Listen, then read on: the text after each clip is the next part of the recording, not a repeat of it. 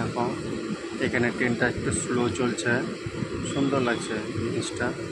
পাহাড় সামনে আছে একটা, এই গাছগুলো ঠিক উল্টো দিকেই তো একটু চমৎকার চেষ্টা করে দেখানোর চেষ্টা করছি, দেখতে পাচ্ছ,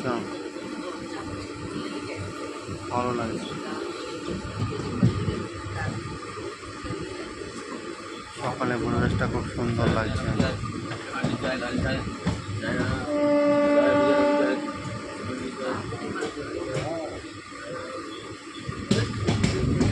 ওই সামনে পাহাড়ে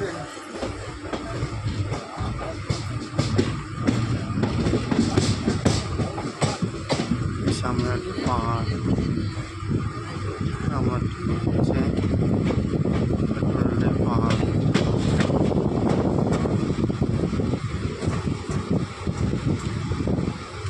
বৃষ্টি হয়ে যায়, তাই ধোয়া ধোয়া হয়ে আছে।